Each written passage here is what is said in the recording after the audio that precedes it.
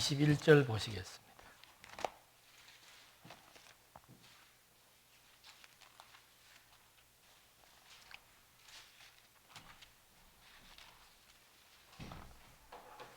열왕기상 14장 22절부터 보시겠습니다. 유다가 여호와 보시기에 악을 행하되 그의 조상들이 행한 모든 일보다 뛰어나게 하여 그 범죄한 죄로 여호와를 노엽게 하였으니 이는 그들도 산 위에와 모든 푸른 나무 아래에 산당과 우상과 아세라상을 세웠습니다. 그 땅에 또 남색하는 자가 있었고 여호와께서 이스라엘 자손 앞에서 쫓아내신 국민의 모든 가증한 일을 무리가 본받아 행하였다. 지금 왕조의 이탈 결과를 보는데 솔로몬 때는 이제 분열의 전조가 있었죠. 솔로몬이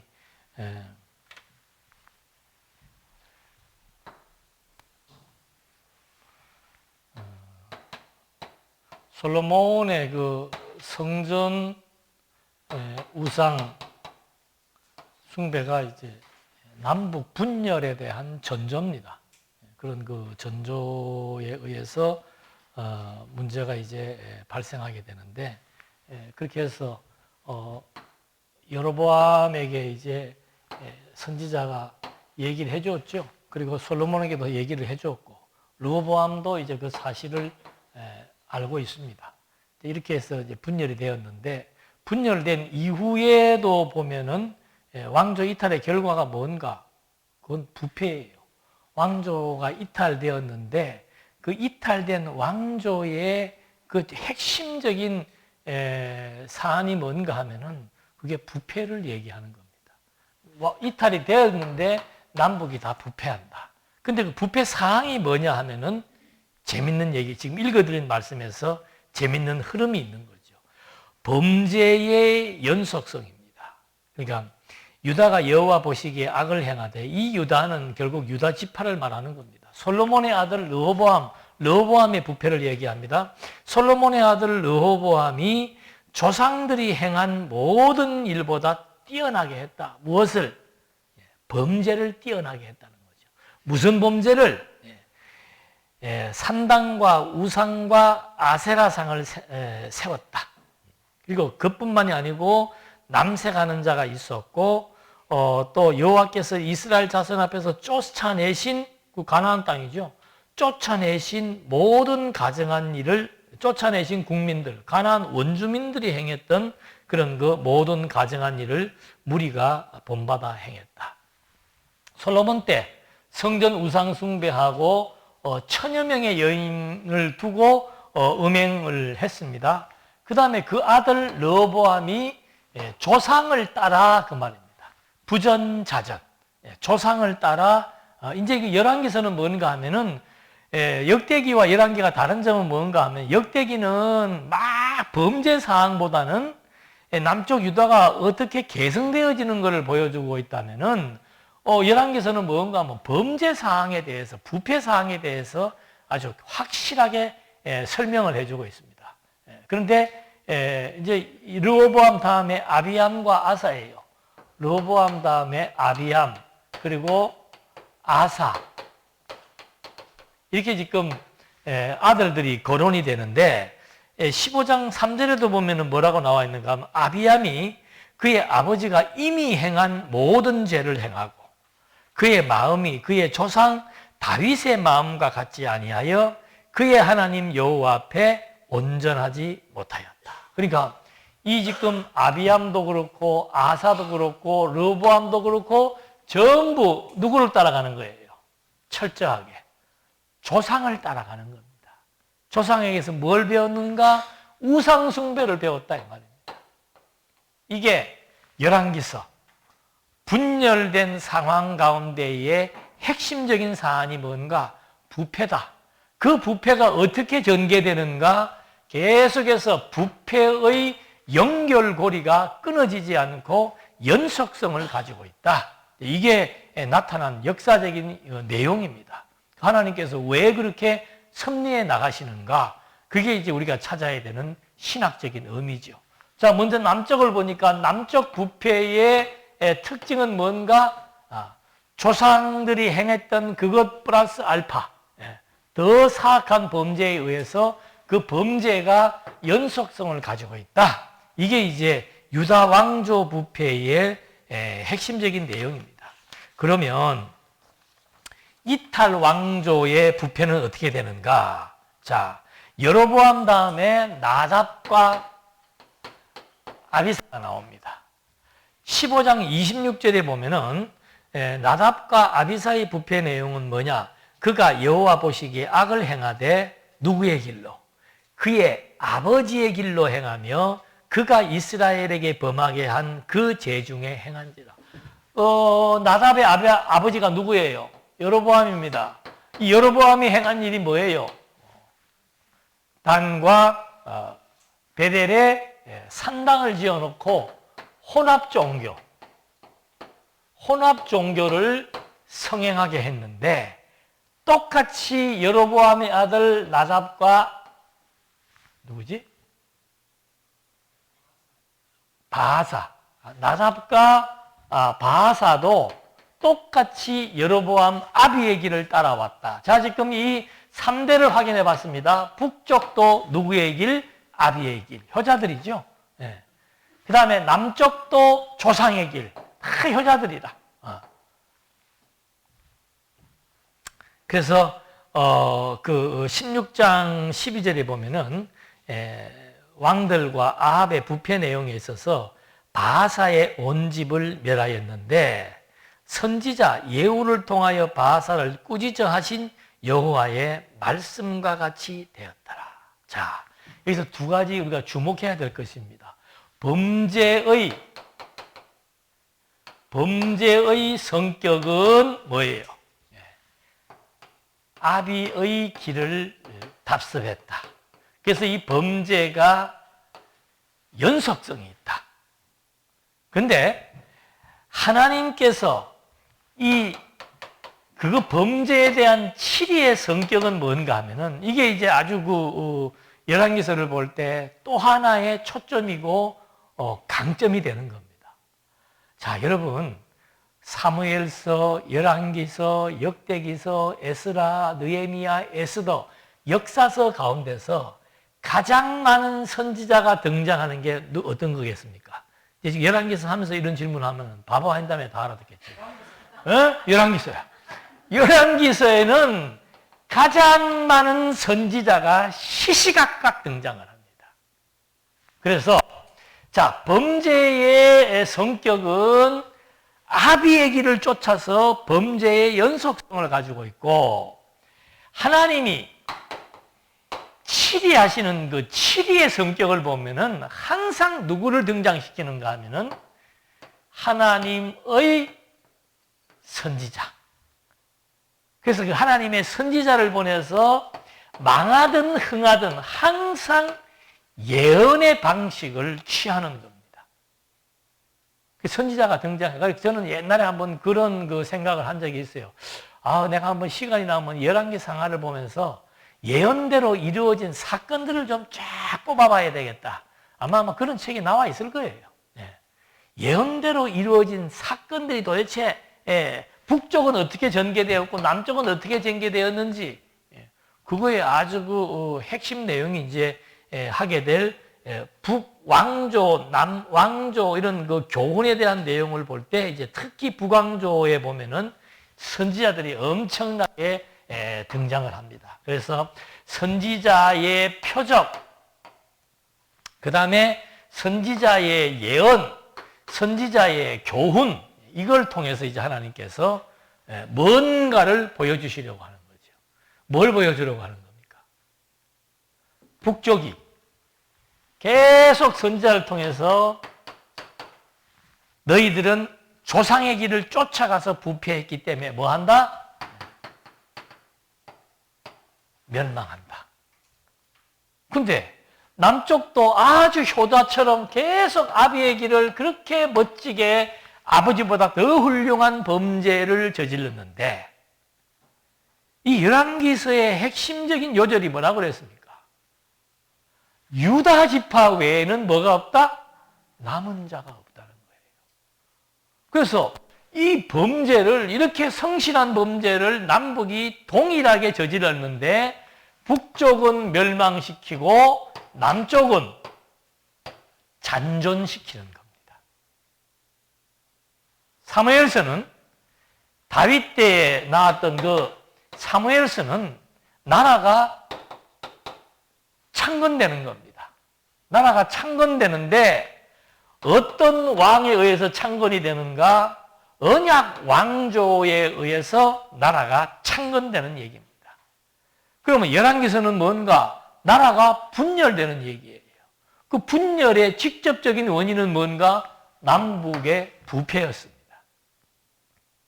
특히 솔로몬의 부패가 분열을 조장하게 된 거죠. 그래서 남북이 분열되었는데 하나님께서 선지자를 보내가지고 북쪽은 멸망시키고 남쪽은 잔존시킨다. 이것이 열왕기서의 주된 내용입니다. 왜 그렇게 하시는가? 왜 북쪽은 멸망시키고 남쪽의 유다 지파 외에는 남은 자가 없도록 섭리해 나가시는가? 이게 이제 하나님께서 다윗에게 약속하신 대로 다윗의 왕조가 영원히 지속될 것이라고 하는 왕조의 영원성에 대한 약속을 하나님이 다윗에게 한 거예요.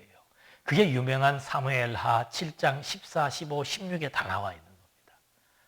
그래서 지금 여기에 있는 이 솔로몬 이후로부터 전개되는 이 범죄의 역사도 다 예언을 하는 겁니다. 범죄도 그냥 하는 게 아니에요. 너희들이 범죄한다, 어떻게 이렇게 범죄한다, 다 예언을 합니다. 그리고 그 여로보암의 범죄 때문에 이 왕조는 하나님께서 멸망시킨다, 다 예언하는 거예요. 범죄도 예언하고 멸망도 예언하고 또 유다 지파의 잔존도 예언을 하고 더 거슬러 올라가서는 다윗과의 언약대로 예언하시고 솔로몬과의 언약대로 예언해서 남쪽이 분열되고 범죄하는 역사, 북쪽이 계속해서 부패가 연속적으로 이루어지면서 722년도에 멸망하는 역사, 이게 전부 하나님이 보낸 선지자에 의해서 북쪽의 멸망과 그러니까 남북의 범죄와 분열과 북쪽의 멸망과 남쪽의 잔존이 하나님의 예언, 하나님의 언약대로 이루어지는 하나님 언약에 대한 신빙성을 그대로 확인시켜주는 내용이 열왕기서의 내용입니다. 이게 이제 신학적 의미예요. 신학적 의미. 이거는 뭐 주석을 봐도 잘 안 나오는 경우들이 많죠. 계속해서 나오는 경우는 뭔가 하면 북쪽의 부패상과 멸망에 대한 얘기들.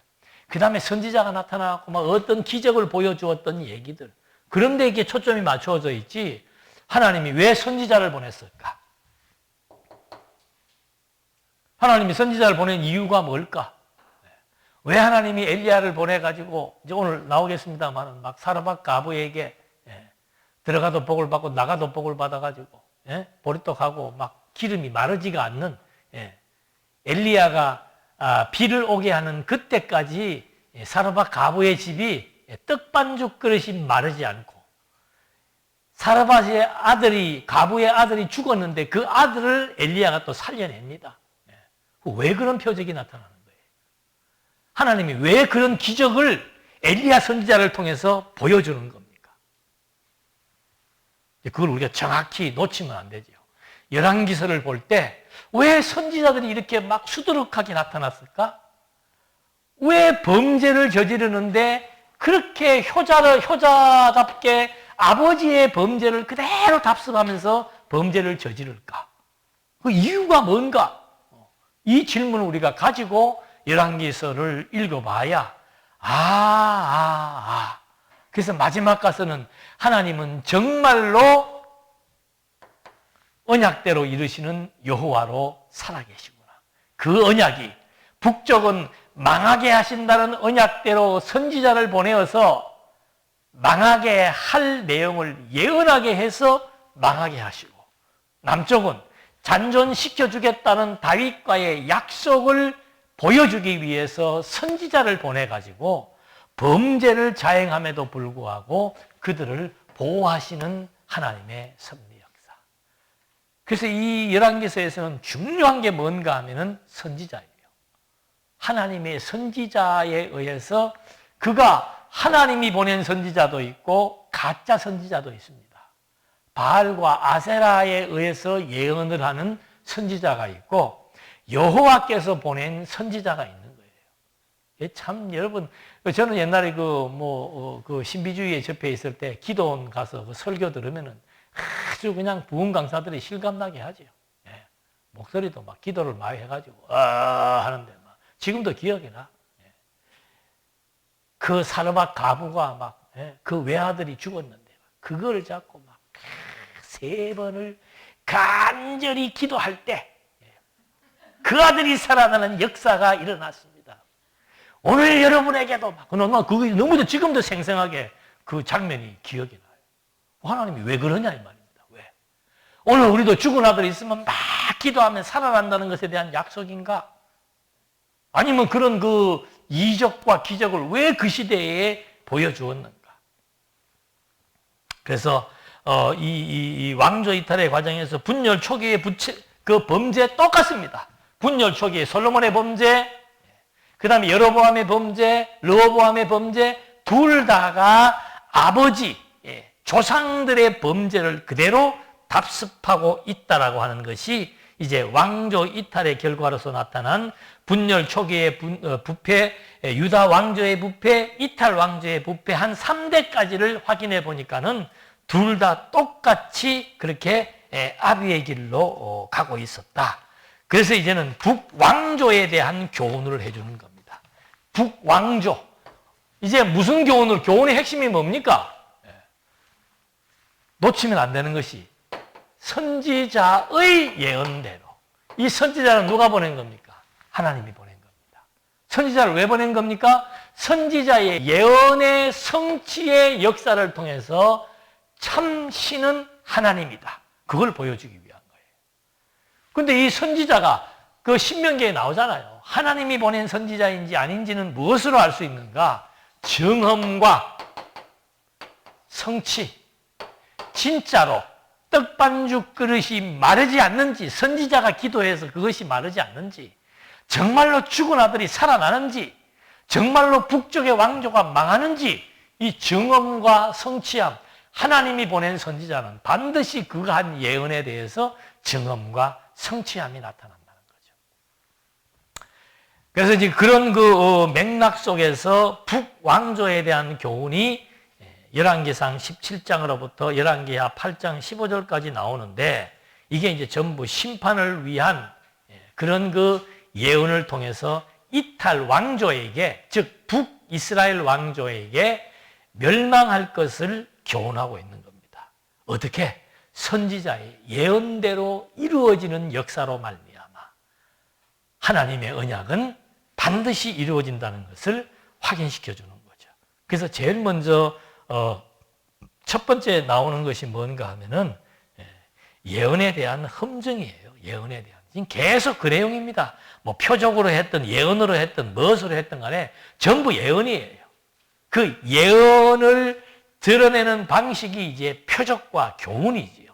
그래서 그 예언이 어떻게 이루어지느냐를 실제로 경험하게 해주는 내용이 첫 번째 나오는 17장과 19장의 내용입니다.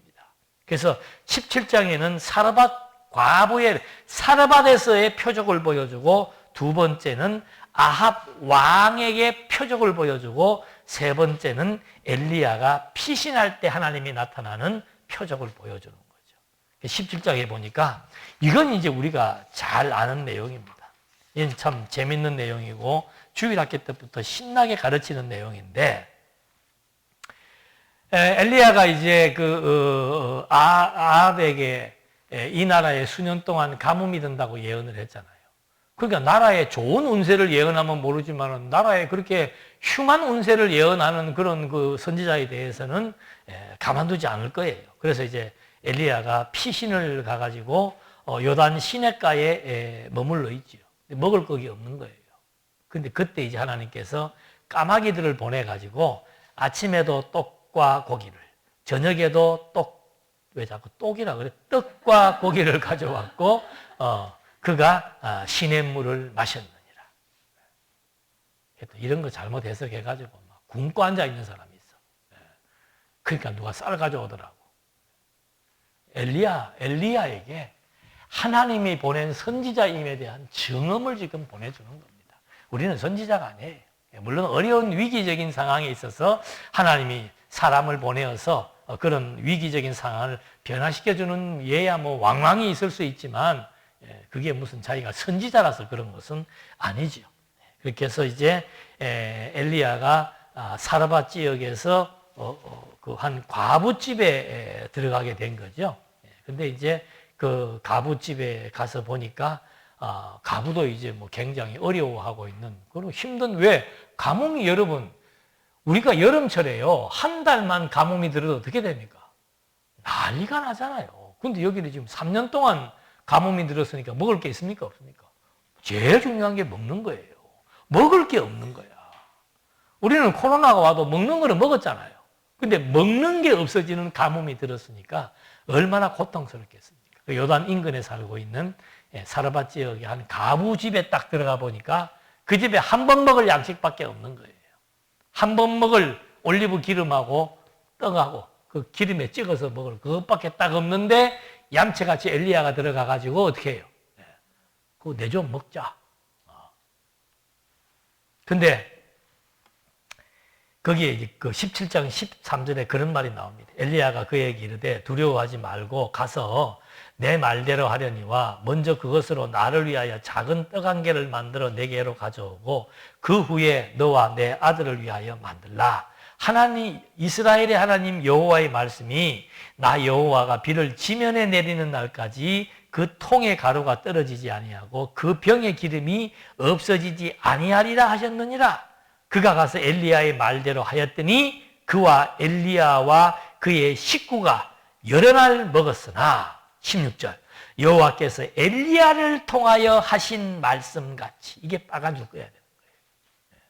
그 표적의 핵심은 뭔가 여호와께서 선지자 엘리야를 통하여 하신 말씀같이 통의 가루가 떨어지지 아니하고 병의 기름이 없어지지 아니하리라. 근데 사람들의 관심은 어디에 있습니까? 엘리야가 기도했더니 어떻게 됐다?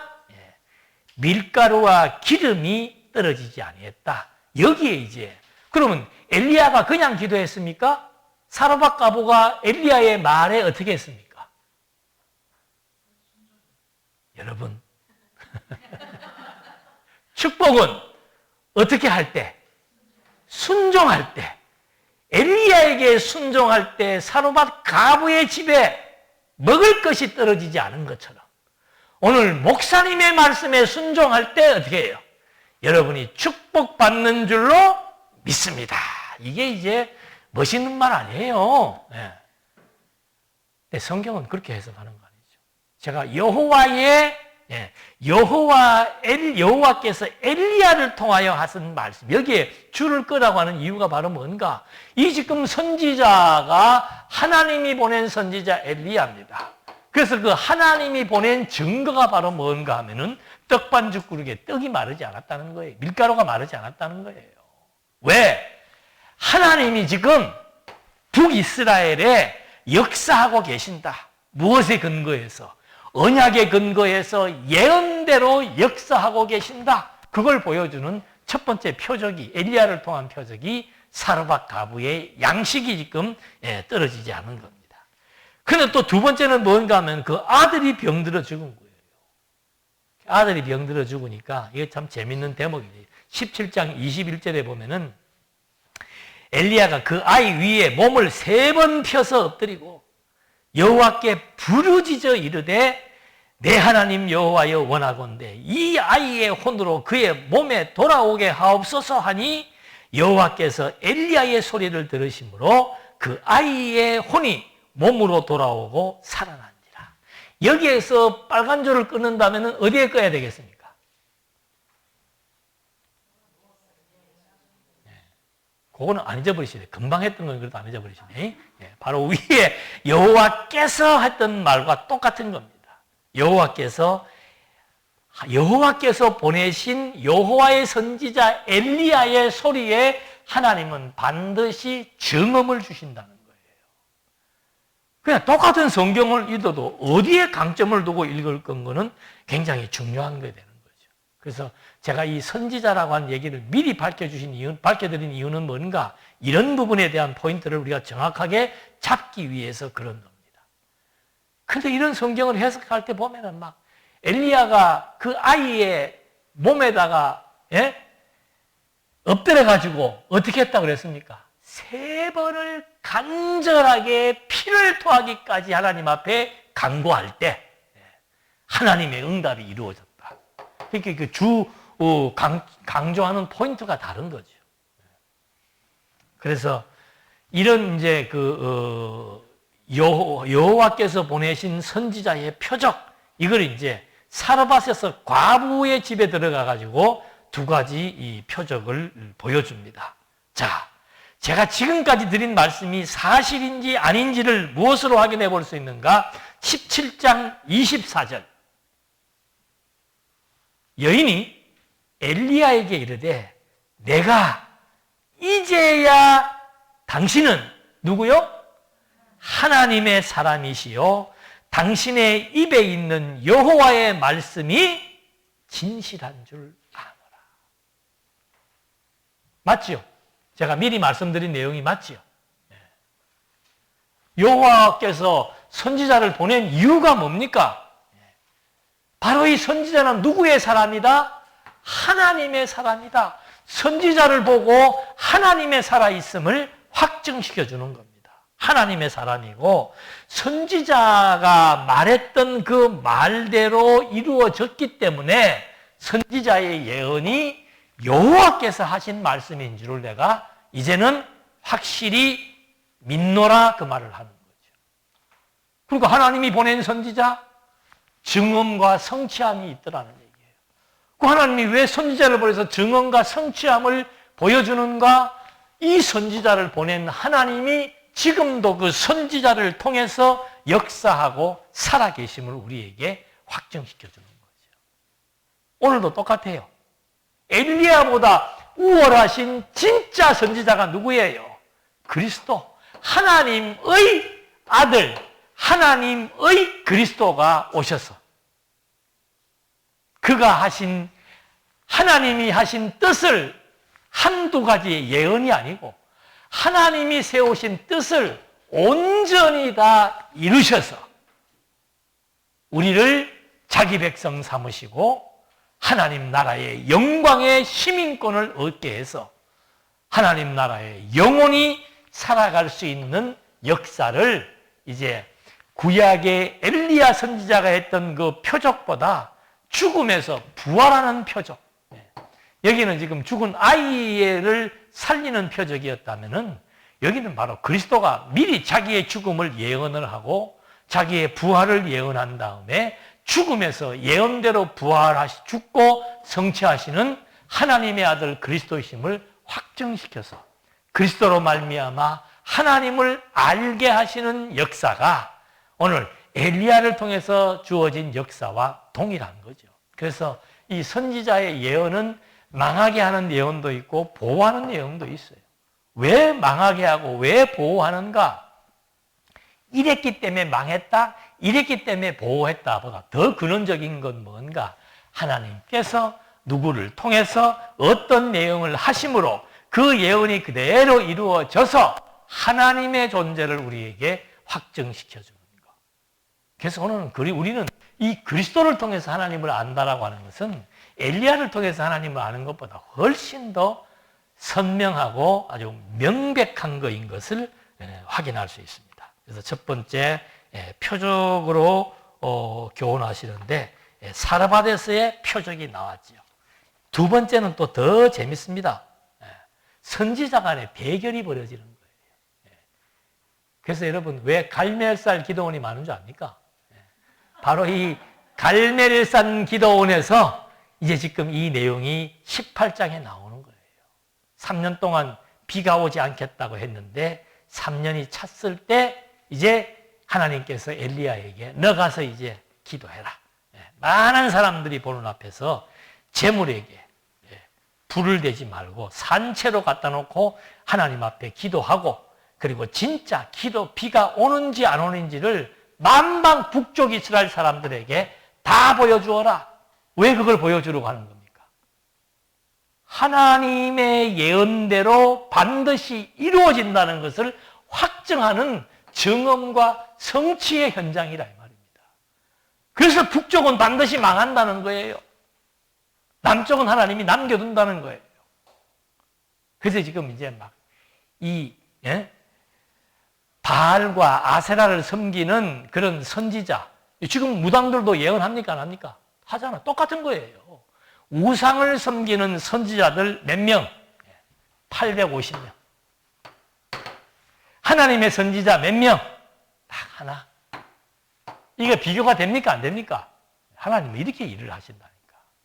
그러니까 제가 참 그 숫자에 자꾸 예민하게 굴지 말자 하는 그 의미는 이런 데 있는 거예요. 하나님이 저는 참 수학을 못하게 하신 게 너무 감사해. 수학이 2자리만 넘어가면 머리가 아프니까 850명이지. 생각을 해보십시오. 850명이면 얼마나 숫자가 많은 건가. 그 사람들이 지금 갈멜산에 와 그냥 벌떼처럼 올라와서 이쪽에 쫙 자리해갖고 막 바리야 막 소리를 지르고 난리구슬 치고 있을 거 아니에요. 거기에 초라하게 엘리야 혼자 지금 딱 서가지고 여호와여 지금 하는 거예요. 그래서 18장 24절에 보면은 너희는 너희 신의 이름을 부르라. 멋있죠? 엘리야가. 확신 없으면 이런 말 못해요. 너희는 너희의 신의 이름을 부르라. 나는 여호와의 이름을 부르리니 이에 불러 응답하는 신 그가 하나님이라. 백성이 다 대답하되 그 말이 옳더라 한다. 온 백성들이 지금 다 모여가지고 각자 자기 신 불러라 이 말입니다. 여러분 엘리야에게서 이런 확신이 왜 나온 겁니까? 그렇죠. 바로 앞장에서. 그러니까 하나님의 섭리는 우리의 생각을 초월합니다. 바로 그 사르밧에서 먼저 가가지고 예행 연습을 시킨 겁니다. 누구에게 확신을 주려고? 엘리야에게 확신을 주려고. 떡반죽 꾸르기 말이지 않고 진짜로 자기가 기도하니까 죽은 아이가 살아났다. 하나님이 내 기도에 반드시 응답한다는 확신을 갖게 한 겁니다. 그러니까 거기가 가지고 온 군중이 만약에 엘리야의 기도가 이루어지지 않으면 엘리야는 어떻게 돼요? 그 자리에 죽는 거예요.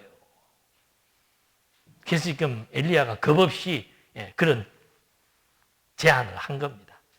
그래갖고 막 850명은 850명대로 막 바알이여 아세라라여 막 난리를 부르고 막 방언 기도를 하고 통성 기도를 하고 산이 떠나도록 기도를 했을 것이고 엘리야는 무릎을 꿇고 그냥 하나님 앞에 간절히 기도를 했을 것인데 그 엘리야가 놓았던 재물이 불타오르기 시작을 하고 진짜 비가 오게 되는데 그 대결에 앞서서 기도한 기도의 내용을 보면은 18장 36절에 보면은 선지자 엘리야가 나아가서 말하되 하면서 시작하는 겁니다. 하나님 여호와여 주께서 이스라엘 중에서 하나님이신 것과 참 엘리야 기도 멋있습니다. 단순하게 막 비 내려라고 하는 게 아니고 이스라엘 백성들 가운데서 하나님이신 것을 좀 알게 해주시고 내가 주의 종인 것을 알게 해달라. 첫 번째가 뭐예요? 하나님의 존재, 살아계신다. 두 번째, 내가 하나님의 선지자, 하나님의 종. 세 번째가 뭡니까? 내가 주의 말씀대로 이 모든 일을 행하는 것을 오늘 알게 하옵소서. 무엇을 알게 하옵소서? 하나님의 명령대로, 하나님의 말씀대로 이제 앞으로 이 일이 발생한다라고 하는 사실에 대해서 되게 해달라는 기도를 하는 거예요. 이 기도의 핵심은 뭡니까? 하나님의 예언대로, 하나님의 명령대로, 하나님이 선지자의 입술을 통해서 하신 말씀을 그대로 이루어 주심으로써 하나님은 예언을 이루시는 여호와로 존재하십니다. 그거를 막 온 백성들에게 다 알게 해달라고 또록또록하게 백성들이 듣도록 기도를 하는 거죠. 기도는 이렇게 하는 겁니다.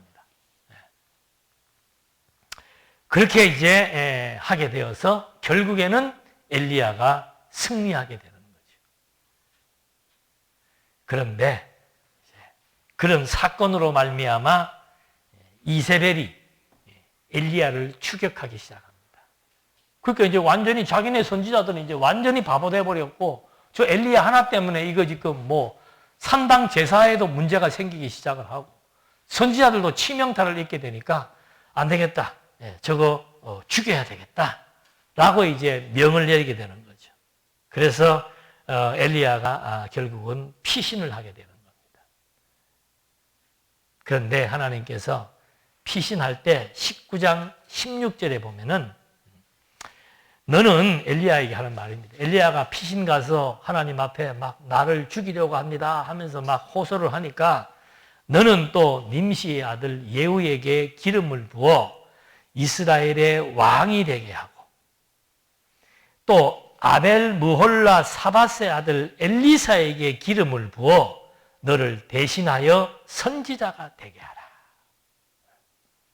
그러니까 엘리야의 임무가 이제 조금 있으면 다 완수하게 되니까, 내가 보낸 하나님의 선지자니까 이제 그 다음에는 하나님의 선지자가 할 수 있는 기름 부음의 일을 해라. 그래서 왕을 세우고, 이 왕을 세우고, 왕을 세운다는 것은 사울을 세울 때나 다윗을 세울 때나 하나님이 세우는 거예요, 근본적으로. 망하는 자도 세우고 흥하는 자도 세우는 거예요. 그래서 사울을 세울 때도 기름을 붓잖아요. 다윗을 세울 때도 기름을 붓습니다. 지금 여기도 마찬가지예요. 왕을 세우는데 그 왕을 세울 때 기름을 붓고 선지자 엘리사를 세울 때 기름을 붓는 겁니다. 그 이유는 뭡니까? 하나님이 또 하나님의 선지자와 하나님의 왕을 세워서 하나님의 언약대로 하나님의 예언대로 성취해 나가겠다라고 하는 이 섭리의 연속성을 지금 계속해서 보여주기 위해서 엘리야에게 왕과 선지자를 세우라고 말하는 거죠. 그래서 이 기름을 붓는다는 것은 굉장히 중요합니다. 하나님이 세웠다는 표징이에요. 여러분, 다윗이 사울을 안 죽인 이유가 뭡니까? 뭐라고 얘기해요, 본문에서? 하나님이 사울에게 기름을 부었다는 거. 하나님이 사울에게 기름을 부었기 때문에 하나님이 알아서 하실 것이다. 내가 사울을 죽인다는 것은 이건 하나님의 권한에 대한 도전일 수 있다. 이게 오늘도 똑같습니다. 오늘 지금 나에게 누가 원수가 있다. 이 원수를 누가 세운 겁니까? 하나님이 세운 거예요. 그래서 로마서에도 그 대적들을 내가 직접 원수가표를 하지 말고 누구한테 맡기라? 하나님께. 왜? 세우신 분이 하나님이니까 하나님이 세웠기 때문에 하나님이 처리하신다 이 말입니다. 하나님이 계획하셨기 때문에 하나님의 계획대로 된다는 거예요. 그러니까 엄밀히 말하면 맡기고 자시고 할 것도 없어요. 하나님의 계획대로 하나님의 능력으로 하나님이 악한 자를 세우기도 하고 선한 자를 세우기도 해서 그 하나님의 사역의 기한이 되면은 하나님이 다 때를 따라서 섭리하고 정리하고 계승하고 멸망하고 다 한다는 거죠. 이걸 깨닫고 실제 삶 속에서 하나님을 인정하며 살아간다는 것. 이게 거룩한 예배의 생활이죠. 거룩한 성도들의 예배의 생활이다 이 말입니다. 지금 이 엘리야에게도 이런 일련의 표적적인 사건들, 제가 이 신비주의에 접해 있을 때는 그때도 참 저는 그렇게 그 심리 검사를 해보니까 태생적으로 왜를 달고 있는 사람이더라고요. 그때도 그랬어요. 왜 저럴까? 왜 이런 선지자들에게 그런 능력이 나타났을까? 나한테는 왜 안 나타날까? 그런 궁금증이 있었죠. 근데 대부분의 사람들은 이런 표적적인 것을 풀 때 표적 자체에 초점을 맞추어서 이렇게 해서 이렇게 하니까 이런 일이 일어났고 저렇게 해서 저렇게 하니까 이런 일이 일어났다. 그런 사건을 통해서 방법론을 제시한다는 거죠. 성경은 그 얘기하는 거 아니에요. 여러분 보십시오.